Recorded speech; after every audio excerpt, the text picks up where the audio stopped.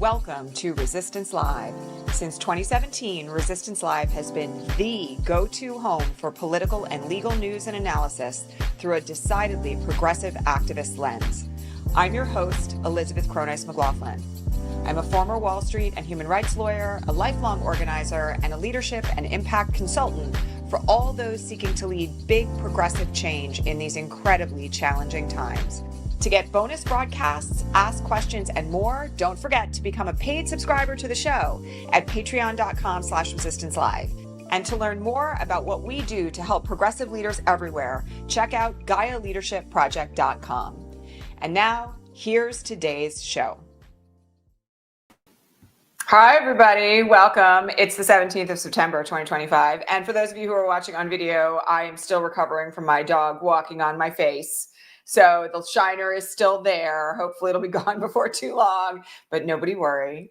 We have some stuff to talk about today. Trump is out of the country. And if you remember from the first administration, every time he was out of the country, things sort of seemed to quiet down a little bit. That's definitely the vibe today. No doubt about it. He's like meeting with King Charles and, you know, it is what it is. But the vibe inside the U.S. today is a little bit more peaceful than usual, notwithstanding that I'm getting lit up in the comments on Blue Sky this morning by people who don't like me. But what else is new? All right, so we got to talk about a couple of things today because there was some breaking news yesterday with regard to TikTok that is extremely significant. So as you all may remember, TikTok was ordered at the end of the Biden administration to sell to a non-Chinese buyer or be shut down within 30 days. Trump took office, continued to give them extensions upon extensions upon extensions, all of which is illegal. He is defying a Supreme Court order. He's not supposed to be doing it. He gave them another extension yesterday, and then lo and behold, what we learned is that TikTok is apparently now going to be acquired by Larry Ellison, also one of the top most wealthy billionaires in the country, and Mark Andreessen, who is aligned with Peter Thiel. And as you may remember, all of these men are dear besties with President Trump and have given a ton of money to him, and none of this is good. So we have to have a moment of talking about this if you happen to be on TikTok, because we have a very serious roadmap for how this is likely to go, assuming that this deal actually goes through. And what it will mean is something akin to what happened to Twitter when Elon took it over on steroids. I am not on TikTok and I have never been on TikTok, but of course there's an enormous number of political commentators who are on TikTok. And what has been reported recently is that it's gotten, for reasons that are unknown to the average content creator, much more difficult to get progressive content seen on TikTok than it used to be. Again, I have to remind you all, the algorithms on many of these platforms that are owned by billionaires who support Trump are very skewed. And so one of the things that folks are going to have to consider is whether or not they're going to want to continue to put their money into TikTok and their time and their energy and their creative energy, particularly into TikTok, or whether or not they will migrate to another channel or will start to focus more elsewhere.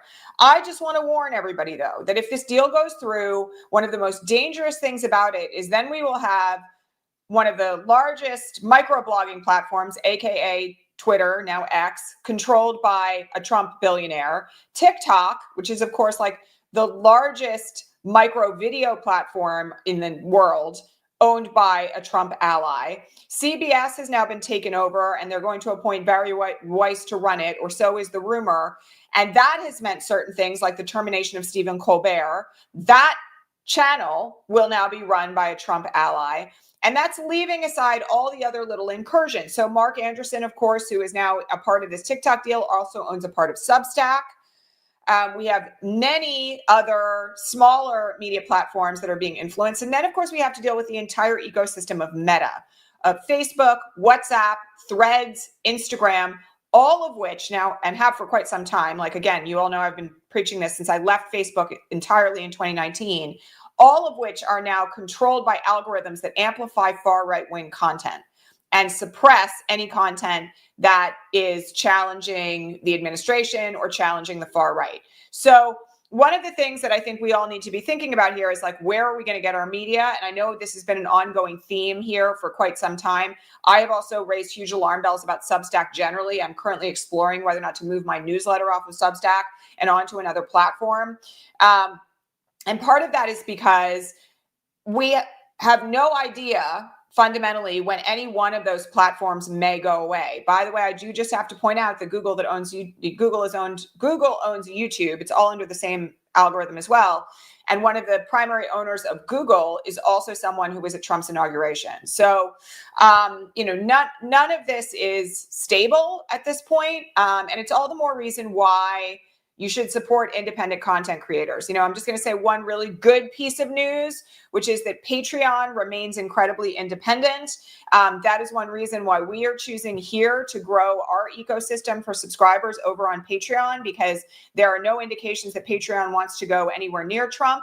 And in fact, they are deciding to do things that will allow content creators like myself to actually flourish there much more easily, including adding a soon to apparently be launched newsletter feature.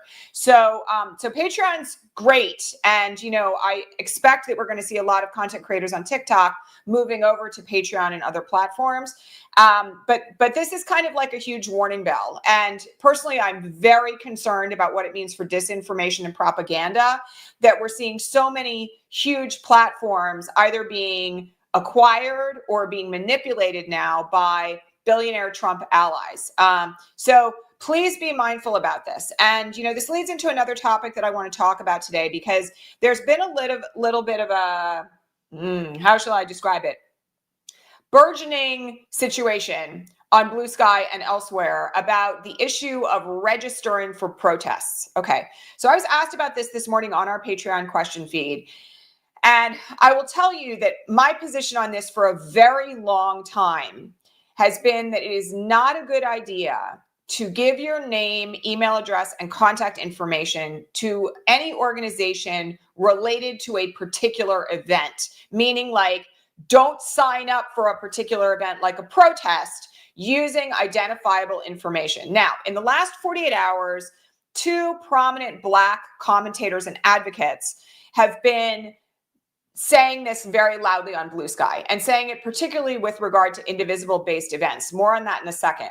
And they have been roundly attacked by white women. It's actually been like really disturbing to watch, when in fact they're raising alarm bells that are truly legitimate. So let me just explain something to everybody through a legal lens, because that's where this is really coming from. All right. And we have more to say about Todd Blanche in a second, because there's other red flags that are being like raised right now that people should be aware of. So any email list can be subpoenaed, all right? Meaning that assuming that there's probable cause and that a judge signs off on it, which in this era is not a very high bar, all right? One thing that could happen is that if, God forbid, something went down at a particular indivisible event, the list of the attendees at that event, including people who signed up but didn't go, could be subpoenaed by investigatory authorities and used as a part of a prosecution. All right. And I want everybody to kind of think about what this means. And this is a point that has been made by the commentators who have raised this issue. What this means if, say, you didn't attend, but your name is on that list, and there's an allegation being made of conspiracy to commit a crime, right? Then it becomes on you to prove that you didn't go. And even if you went and you had nothing to do with the conduct, your name is still on that list, and that could therefore subject you to prosecution. And that's leaving aside the potential of a false flag event at one of these events that would be then used to justify the prosecution of people in attendance. Okay. We spent a lot of time here. I talked yesterday about, all these threats against leftist groups and how a lot of this is just the same old noise. That said, there is a new developing event since yesterday that warrants our attention, which is that Deputy Attorney General Todd Blanche, also the president's personal lawyer, also the person who interrogated, not really, Ghislaine Maxwell before she was given like a free pass at a minimum security prison, said yesterday that they were looking at RICO charges against left-leaning groups. This apparently is arising out of Code Pink. We talked about this last week. You can go watch the broadcast on it. Code Pink having showed up at Trump and Rubio and Hegseth, stepping out for dinner in Washington, D.C., and chanting at them that Trump is the Hitler of our time. Sorry, there goes my water bottle. And that, the occupation of D.C. and Palestine should end. All right. All that said, that, was a huge blow to Trump's ego. Also, like, a popping of the social media bubble in which he lives over on Truth Social.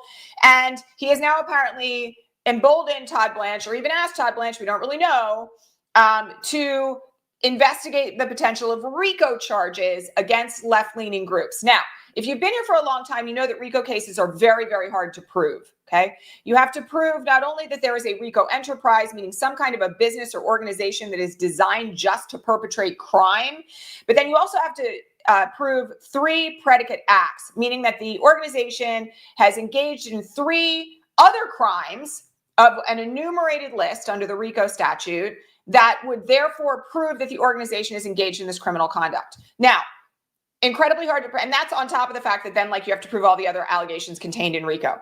Very hard case to prove, right? This is one reason why it was used for particular circumstances against the mob, right? That's actually what RICO was designed to do. Racketeering, influenced, and corrupt organizations is what RICO stands for. Racketeering, okay, was designed to prosecute the mafia. All that said, they may try, and they are signaling that they may try. And the question that we all have to ask ourselves then is, if they, for instance, come after Code Pink, or if they, for instance, come after Indivisible for a particular action that they deem to be criminal, and your name is on that list, are you potentially being roped into that as a witness or as a potential person to be prosecuted? Nobody should be putting their names right now on a list associated with a protest event, okay? And again, I know that this could be really hard to prove. I just have to say the good news about this is that this exact type of allegation was used against the protesters against Cop City outside of Atlanta. If you haven't followed this, you should.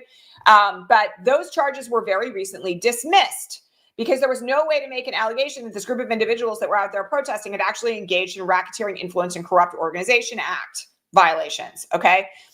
So nobody's saying that it would necessarily stick, but it could bankrupt you. It could also kind of like, potentially ruin your reputation. So, again, I understand that there are a lot of people out there that are like, it's really easy to organize if you have everybody's name on a list. Everybody can get an email. Everybody can be notified. But you know what? It's not hard to find out where an event is happening and just show up, right? Like, this, actually, to be really honest about it, this is what I do. I have intentionally not associated my name with particular protest events for like years and years and years now because of understanding the way the law works. And if the law is weaponized against particular people, one of the things that can happen is that, your association could therefore be used against you. So, okay, this is not to say that being on a random mailing list is something that is necessarily going to get you wrapped up in something. But when it comes to particular events, attaching your name to it, and also, by the way, signaling where you are going to be at what time, has always been like not a very wise idea from a safety perspective. All right. So I just have to say that it has been extremely disturbing watching white women come after the 2 Black commentators who were doing this on social media to begin with. But also, we've spent a fair amount of time here since January talking about digital safety practices, personal safety practices in this era. This is one, right? There are ways to do this and be smart about it and still make your voice heard that do not require you to put your name associated with a particular event at a particular time on a particular day. And I'll just say one other thing about this.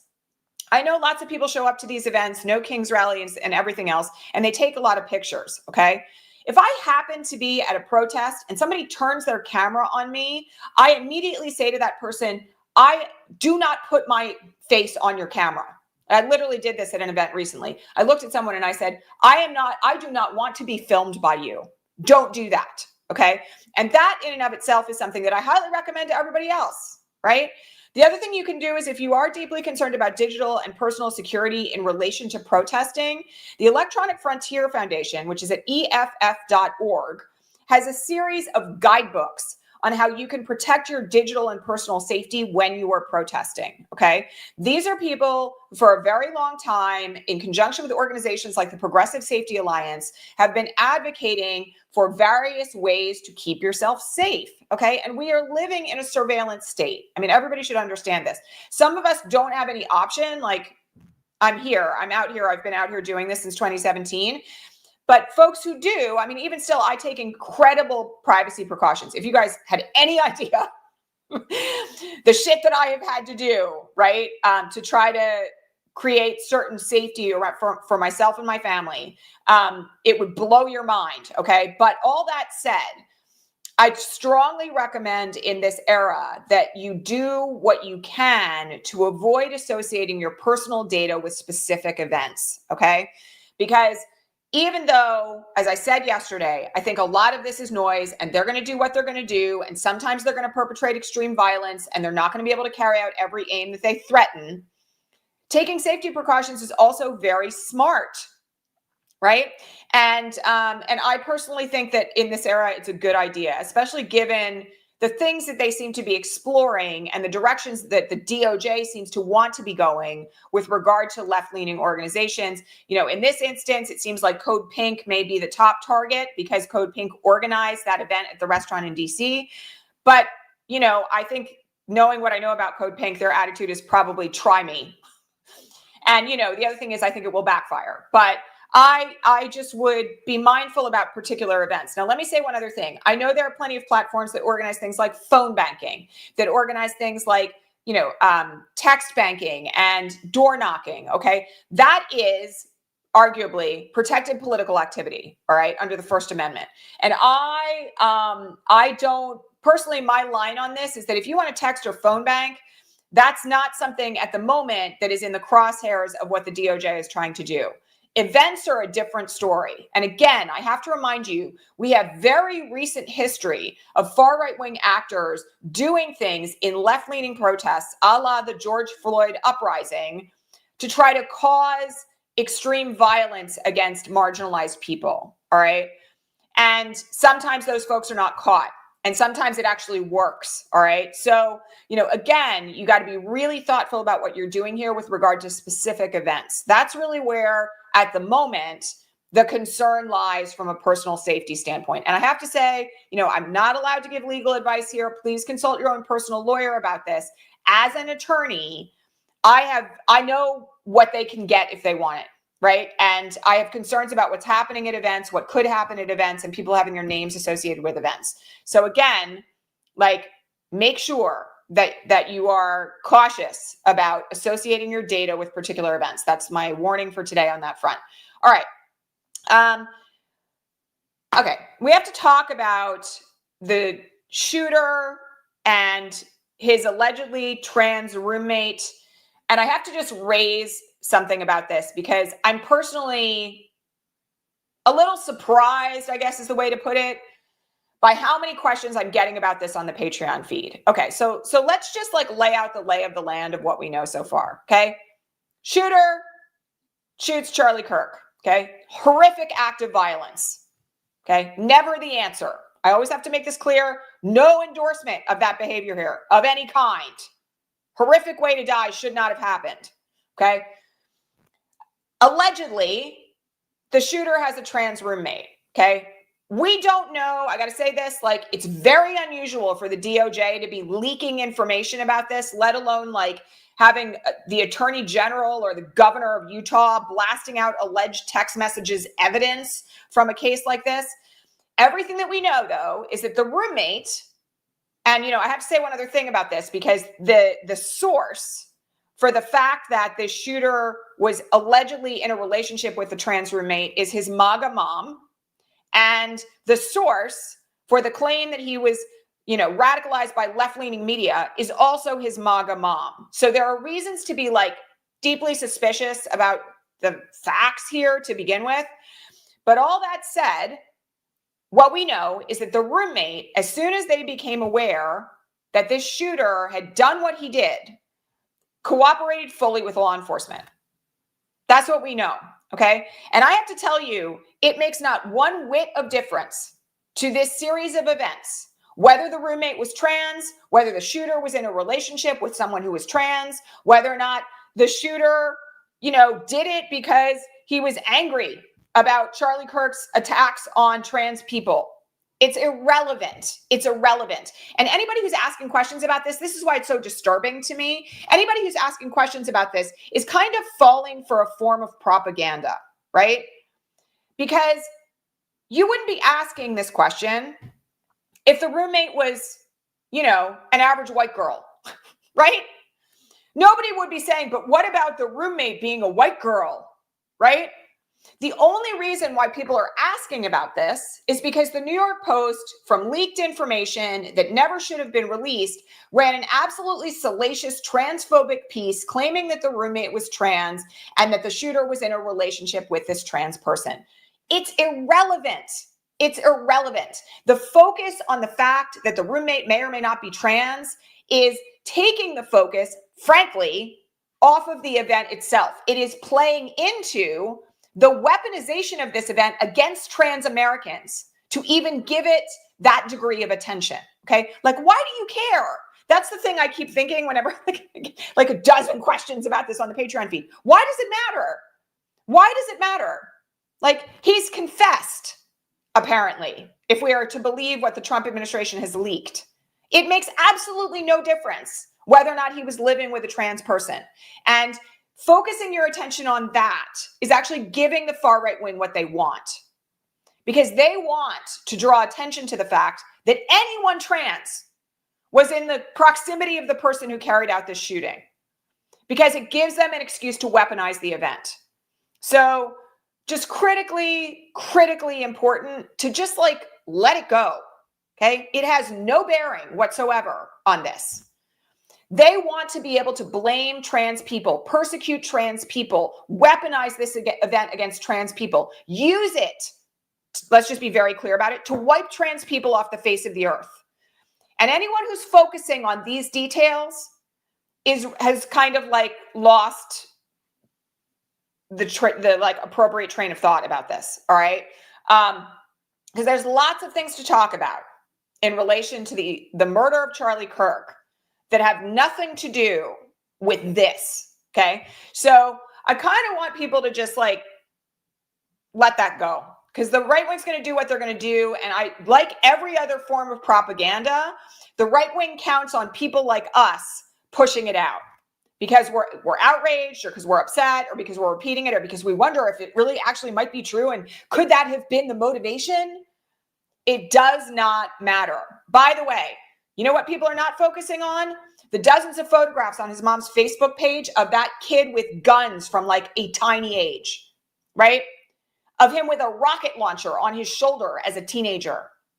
On his dad, who is a sheriff, raising his kids in an environment full of violence and guns. Nobody's talking about that, because the right wing wants us to blame trans folks instead of actually focusing on the ideology attached to this, his affiliations with the Groypers, his association on the deep web with Nick Fuentes and white supremacist movements, right?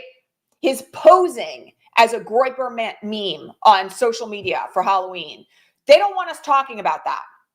So, all of this, his ideology may be very confused. And that's not surprising for young men who have fallen down the rabbit hole that this man apparently fell down. Okay. All that said, no one is actually focusing on his radicalization by the far right wing, because the trans talking point is working, because people some of the folks in this audience, unfortunately, continue to focus on whether or not the roommate was trans. It is irrelevant. It's irrelevant. It should be irrelevant. And that person, whomever they may be, that trans roommate, has done everything right. Okay? Turned over, apparently, these text messages, turned over, apparently, a note that was left by the shooter, gave law enforcement access to private chats, right? Social media, Discord posts. So again, all of this needs a little bit of a reset. Okay, so that's what I wanted to say about that. Okay, final thing I have to talk about today, and again, I will note Trump is in the UK. It's quiet inside the United States right now. He's meeting with the king. It's all very fluffy, royalty stuff. This morning there was an article in the New York Times about a new Democratic think tank, and I am going to lose my mind. This is a think tank started by Adam Gentleson, who used to be an advisor to John Fetterman. And it is a think tank that claims to be Democratic, that is designed to essentially, from how it's being reported, throw trans people and climate crisis under the bus for the sake of trying to get Democrats elected. By the way, all we have to do is look at recent elections to know that that does not work, okay? But I have to say that one of the things that I find particularly distressing about this particular setup is that they are going to intentionally try to suppress the influence of people who actually care about trans folks, people who actually care about climate, people who actually care about like left-leaning causes, which are really just humanitarian, for the sake of trying to kind of like move to the center and secure that elusive white male MAGA vote, okay?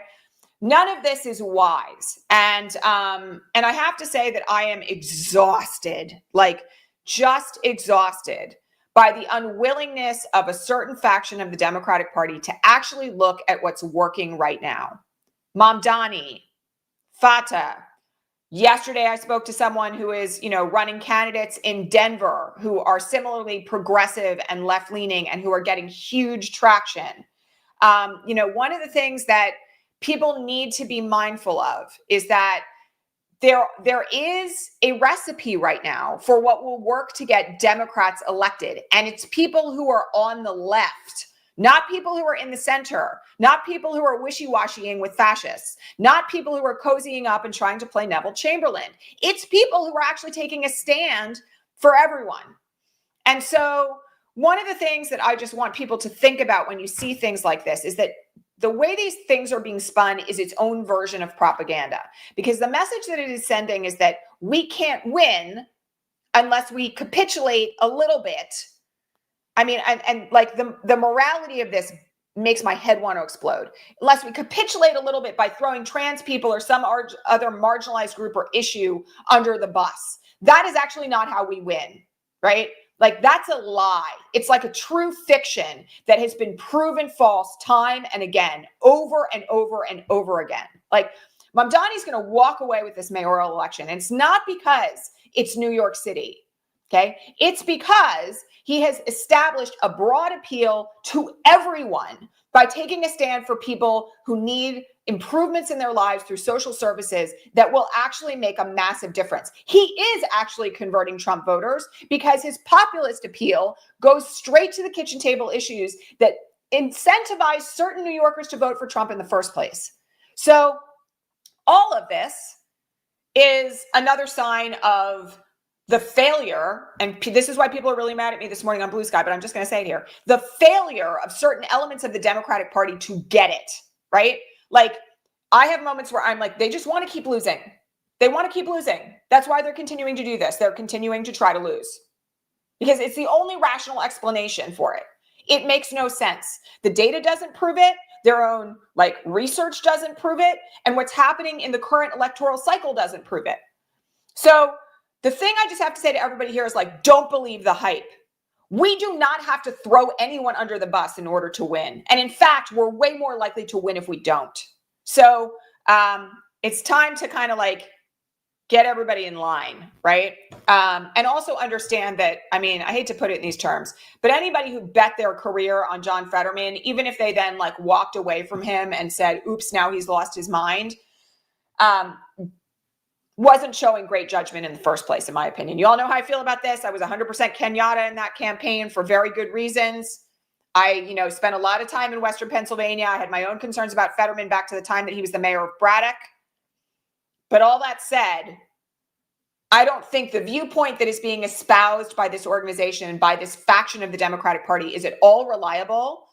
And this is yet another reason why we have to be very thoughtful and very astute about the information that's being put out generally all the time, but also from people who claim that they're on our side, because they're not on everybody's side, right? And, in case you need a little reminder, all of our futures are linked. My freedom, your freedom, and the freedom of every other person is linked. We all rise or fall together. You either stand up or you lose. That's really what it's about. All right. Like I said, it's a little bit of a quiet news day, but I'm going to let you guys go. I hope everybody has a good rest of your Thursday. I'm actually glad for a little bit of a breather after the week we had last week. So as always in these events, take a moment to take a deep breath. When the news cycle is a little bit slow, it's always a good idea to pause. And Don't forget to like this broadcast, subscribe here on YouTube or on a podcasting platform if you're listening to it. Speaking of which, I just want to mention, we've had a couple of glitches on the back end. I said this last week, but people may not have been listening on this broadcast. A couple of glitches on the back end on 2 of the podcasting platforms. Those are being actively worked on by like a whole bunch of my staff and tech people on those platforms. So stay tuned. If you're trying to find it on Spotify or iTunes, we're working on it. Okay. It's available elsewhere, but we're really working on it. Okay. And also reminder that through tomorrow and maybe even longer, because I'm thinking about this given like the tech issues that we're having, you can become a new annual subscriber over on Patreon for 20% off using the code podcast. And we would love to see you over there. All right. Lots of love, everybody. I will catch you all tomorrow. Oh, yes. And very good reminder, by the way, we had a big win yesterday in Wisconsin. A refugee Democrat won Melissa Hartman's old seat. And that in and of itself is another sign of the direction that we're moving in. It was a big win. All right, my friends, I'll see you here tomorrow, regular time. Take care. All right, bye. That's our show for today, folks. Thanks so much for being here at Resistance Live. To get more out of the show, including bonus broadcasts, the answers to all your most pressing political and legal questions, and way more, head on over to patreon.com/resistancelive and become a paid subscriber. And don't forget to hit subscribe here on your favorite podcasting platform to make sure that you never miss an episode. See you next time.